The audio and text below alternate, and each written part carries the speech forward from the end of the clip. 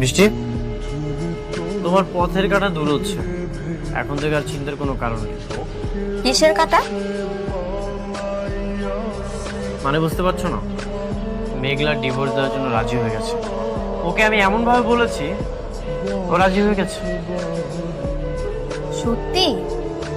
এত সহজে রাজি হয়ে গেল? হুম।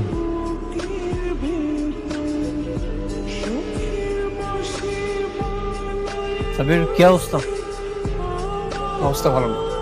কেন, কি হয়েছে? আজকে ডকুমেন্ট পাঠাতে গিয়ে রাতুল কাছে ধরা পড়ে গেছে। সে জেনে গিয়েছে আমি তোমার লোক। কি বলতেছো? শিট, এখন কি হবে? আমি আমি বুঝতে পারছি না এখন আমি কি করবো। ঠিক আছে, ও যেহেতু জেনেই গেছে তাহলে তোর কিছু করার নেই। খেলাটা এখন অন্যভাবে খেলতে হবে। তুমি এখন থেকে আমার সাথেই থাকো। ঠিক আছে, আমি তোমার পাশে আছি। আরে এটা তোমরা সমাধান করে ফেলো না, সবকিছুর জন্য আমারে ফোন করলে হবে? হ্যাঁ, রাখো ফোন, রাখো। স্যার আসসালামু আলাইকুম। ওয়ালাইকুম আসসালাম, বসেন। কি দরকার বলেন। স্যার আমি আমার স্বামীর বিরুদ্ধে মামলা করতেছি। স্বামীর বিরুদ্ধে? কি স্ত্রী নির্যাতন নাকি দেনমোহরের টাকা, কোনটা? না না, এগুলা কিছু না। আমার সন্তানের অস্বীকার করতেছে, সেই জন্যই মামলা করব। সন্তান স্বীকার করতেছে না? সে কি খুব বড় লোক, টাকা পয়সা আছে? অনেক বড় লোক, টাকা পয়সা আছে। বুঝছি, এরকম মামলা অহরহই আসে। বড় লোকের এগুলো তো কথা হয়ে গেছে, চুপ করতে কত, চুপ করে দাঁড়া থাক। বড় লোকের ছেলেরা আপনাদের মতো গরিব মেয়েদেরকে পটাইয়া বিয়ে শাদী করে, এরপরে পেটে একটা সন্তান আসলে এটা পড়ে। হ্যাঁ, আপনি ঠিকই ধারণা করছেন, হইতে পারে আপনার কথা ঠিক। কিন্তু স্যার আমি এখানে মামলা করতে এসেছি, আপনি একটু মামলাটা লেখেন। একটা বুদ্ধি দেই আপনার। দেখতে দেখতে আমারও চাকরির বয়স তো কম হইল না, এরকম মামলা প্রতিনিয়ত এখানে আসতে থাকে। আজকে আপনি মামলা করে যাবেন, কয়দিন পরে দেখা যাবে স্বামীরে বগল দাবা করে আমার কাছে আসছে, আইসা বলতেছেন স্যার আমি ভুল করে মামলাটা করে ফেলাইছিলাম, এখন মামলাটা তুলে নিতে চাই। এগুলা অসংখ্যবার ঘটছে আমার সাথে। তাই বলি কি, তার সাথে সমঝোতা করে ফেলেন, মামলা করে কোনো লাভ নেই, মিটে যাবে। স্যার আমি বুঝতে পারছি আপনি যেটা বলছেন, কিন্তু আমি সমঝোতা করতে আসি নাই স্যার। আমি আমার সন্তানের অধিকার চাই, আর সেই অধিকার আদায়ের জন্য যা যা করা লাগে আমি সব করি। আপনি দয়া করে মামলাটা লেখেন। বুঝে না, ভালো একটা বুদ্ধি দিলাম, বুঝে না। আপনারা যে কেমন মানুষ এটা আমিও বুঝি। বুঝা না বুঝা কারো ঘাড়ে ঝুলা পড়েন, বিপদে পড়লে পুলিশের কাছে আসে। বলেন, নাম বলেন। মেঘলা। আপনার নাম তো আমি জানতে চাই নাই, যার নামে মামলা করতে আসছেন তার নাম বলেন। লেখেন মোহাম্মদ মোহাম্মদ আব্দুল্লাহ আব্দুল্লাহ অনিক। কার নাম বললেন? ওনাকে তো আমি চিনি, ওনার নামে কোনো মামলা নেওয়া যাবে না। কেন মামলা নেওয়া যাবে না? উনি হয়েছে যে রিয়েল এস্টেট কোম্পানির মালিক, আর এখন অবশ্য ওনার নাই কোম্পানিটা, উনি ওনার শ্বশুরেরটা দেখাশোনা করেন। আরে বাবা রে, উনি একজন সম্মানিত মানুষ, সম্মানিত মানুষের সম্মান আমি নষ্ট করে কি করি? সম্ভব না, আপনি যান। আপনি মামলাটা নিবেন না? আমি বললাম তো মামলা নেওয়া যাবে না ওনার নামে, আপনি প্লিজ এখন যান। স্যার আরেকবার রিকোয়েস্ট করতেছি, আপনি কি মামলাটা নিবেন না? আমিও শেষবার আপনারে বলতেছি, আপনি দয়া করে যান, না হলে কিন্তু আমি খারাপ ব্যবহার করতে বাধ্য হব।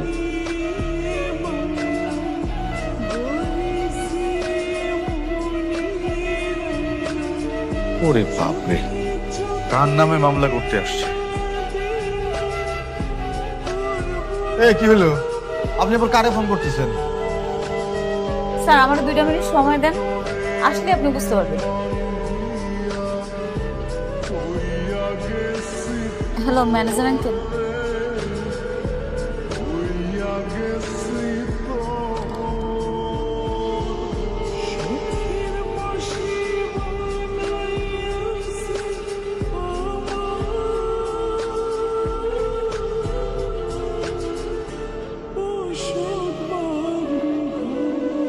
কি কাকে ফোন করলেন?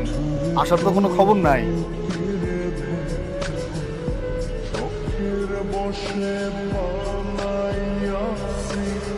কি হয়েছে অফিসে?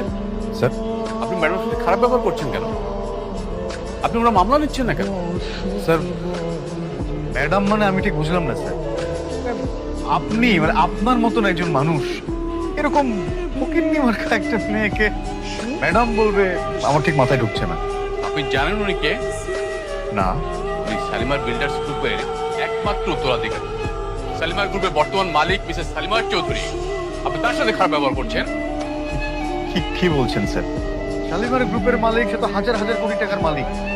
এইরকম পোশাক আশাক পরে থাকবে? নিজের মুখে বললো যে বস্তিতে থাকে, সে কিনা শালিমার গ্রুপের মালিক। স্যার আমার বিশ্বাস হচ্ছে না। সেটা জেনে কি আপনার তো কোনো দরকার আছে? না। এখন বলুন আপনি ম্যাডামের কেসটা নেবেন কিনা? অবশ্যই অবশ্যই স্যার, আপনি যেহেতু বলছেন অবশ্যই নেব। প্লিজ বসুন। বসুন ম্যাডাম। স্যার শুধু কেস নেব বিষয়টা তা না, ওনার অভিযোগ যদি সত্য হয় তাহলে স্যার আসামিকে ধরার ব্যবস্থা করব, যথাযথ শাস্তির ব্যবস্থা আমি নিজ দায়িত্বে করব, কথা দিচ্ছি স্যার। Thank you officer. তাহলে সেটাই করেন। উনি আমার সন্তানরা অস্বীকার করছে, তার বিরুদ্ধে আপনি মামলা লাগেন। আপনি কাইন্ডলি পুরো নামটা আবার একটু বলুন। আমার নাম নাকি ওনার নাম? যার নামে মামলা করবেন তার নাম লেখেন, মোহাম্মদ আব্দুল্লাহ অনিক। ঠিক আছে। Thank you officer. আর আমরা একটা দ্রুত অ্যাকশন চাচ্ছি। জি sir, as early as possible আমি ব্যবস্থা নিচ্ছি। I will try my level best. Thank you officer. চলো ম্যাডাম। চা খানে। Thank you ma'am. চলো।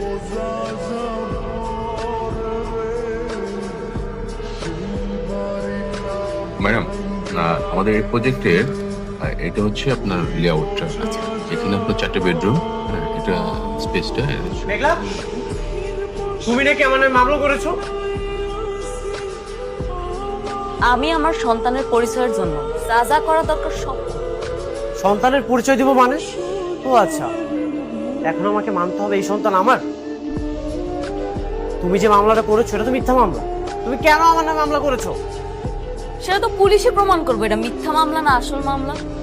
পুলিশ প্রমাণ করবে? পুলিশ কি প্রমাণ করবে? হ্যাঁ, তুমি আমার নামে মামলাটা তুলে নাও, না হলে কিন্তু আমি তোমার নামে মানহানির মামলা করব। মামলা করতেছ? করতে পারো। করতে পারো মানে? তুমিও চাও আমি তোমার সাথে ঝামেলা করি, আমাদের মান সম্মান নষ্ট হোক, থানায় যে তোমার সাথে লড়াই করি, এটাই চাও তুমি? আমি শুধু চাই আমার সন্তানের পরিচয়। তুমি আমার সন্তানটারে নিজের সন্তান বলে পরিচয় দাও, আমার আর কিচ্ছু লাগবে না। আমার তোমার টাকা পয়সা সন্তানের দায়িত্ব নিতে হইবে এমন কোনো কিছু লাগবে না, তুমি শুধু সন্তানের পরিচয়টা দাও। দায়িত্ব নিব মানে? যার সন্তান তার কাছে যাও। ওকে ফাইন, ঠিক আছে, আমি তোমার সাথে থানাতে যেই লড়াই করব, দেখি পুলিশ কি প্রমাণ করতে পারে। চলো। হ্যাঁ যাইতেছি, যাইতে তো হবে। তুমি নিচে গিয়ে অপেক্ষা করো, আমি আসতেছি। যাও। আপনার চিন্তা করবেন না, আমি আছি আপনার পাশে। ঠিক আছে, আপনি থাকেন, আমি যাইতেছি। জি।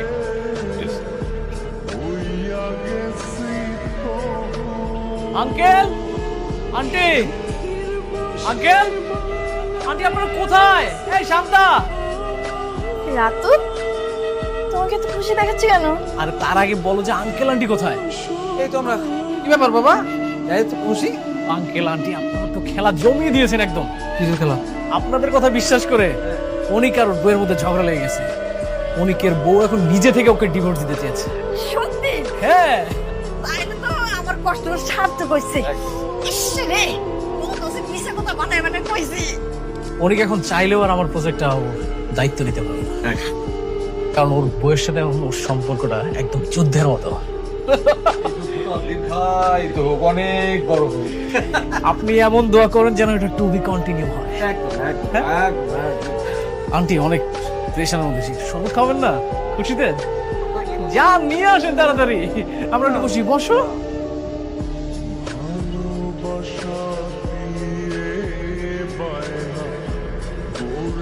যা মেরে গিয়া স্যার আসসালামু আলাইকুম, নিয়ে আসছি। বলেন। স্যার, আমার নামে মিথ্যা মামলা করা হচ্ছে। এই বাচ্চাটা আমার না। শেষমেশ এই মিথ্যা মামলার জন্য আমাকে থানা পর্যন্ত আসতে হলো। বাচ্চা যদি তোমার না হয় তাহলে কি আমি তোমার শুধু শুধু নিয়ে আসছি এখানে? ওটা তোমার অভ্যাস হইতে পারে, আমি আবার না পর পুরুষের কাছে যাই। তুমি তো আবার স্বার্থের জন্য লোভে পড়ে অন্য নারীর বিয়া করে। তুমি যদি পরপুরুষের কাছে নাই যাও তাহলে বাচ্চাটা কোথা থেকে আসলো? আমি তো জানি এই বাচ্চার বাবা আমি। তুমি যেটা করেছো সেটা পাপ। আমি কোনো পাপ করি নাই, বুঝো নাই তুমি? আপনারা আপনারা এইভাবে তর্কাতর্কি করেন প্লিজ, এটা থানা। আপনারা দুজন হচ্ছেন সম্মানিত মানুষ, দুইজন সম্মানিত মানুষ থানায় বসে বসে এইভাবে তর্কাতর্কি করতেছে, বিষয়টা দেখতে ভালো লাগে না। থামেন আপনারা প্লিজ। স্যার, কিভাবে থামবে? আপনার নামে যদি কেউ মিথ্যা মামলা দেয় আপনি মেনে নেবেন? যে বাচ্চাটা আমার না, সেই বাচ্চার দাবিতে আজকে আমাকে থানা পর্যন্ত আসতে হলো। আমি এত কিচ্ছু শুনতে চাই না। এখানে মামলা করতে আসছি, মামলা হবে। আপনি মামলা লেখেন, আপনি মামলা লিখবেন। আচ্ছা আচ্ছা আচ্ছা, আমি দেখতেছি কি করা যায়। আচ্ছা ঠিক আছে, আমি একটা পরামর্শ দিই, এতে একটা সমাধান হইতে পারে। কি পরামর্শ? আমি টেস্ট করার জন্য রিকমেন্ড করে দিতেছি, আপনারা ডাক্তারের কাছে গিয়ে টেস্ট করায় আসেন। এখন তো প্রযুক্তির যুগ, টেস্ট করাইলে মানে ডিএনএ টেস্ট করাইলেই বোঝা যাবে যে এই বাচ্চার আসল বাচ্চা কে। Sir, good decision. আপনি খুবই ভালো বলেছেন। টেস্টটা করলেই প্রমাণ হয়ে যাবে। আমি আসলে এই ঝামেলা থেকে মুক্তি চাই স্যার। তাহলে আমি লিখে দিচ্ছি, আর মামলা এই পর্যন্তই থাকবে। থ্যাংক ইউ স্যার, এত সুন্দর একটা উপায় বের করে দেওয়ার জন্য। আশা করি আমি এই সকল ঝামেলা থেকে মুক্ত হতে পারবো। স্যার আসুন, আমি দিয়ে দিচ্ছি। আমি বাইরে দাঁড়াচ্ছি।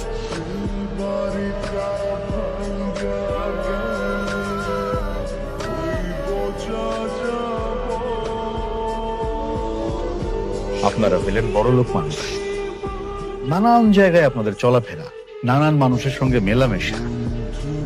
ডিএনএ টেস্ট করলে কিন্তু বের হয়ে আসবে যে সন্তানের আসল বাবা কে। আমি ওইটাই চাই। খুব ভালো, কিন্তু ধরেন টেস্টের রেজাল্টে আসলো যে অনিক সাহেব সন্তানের বাবা না, তখন কি হবে?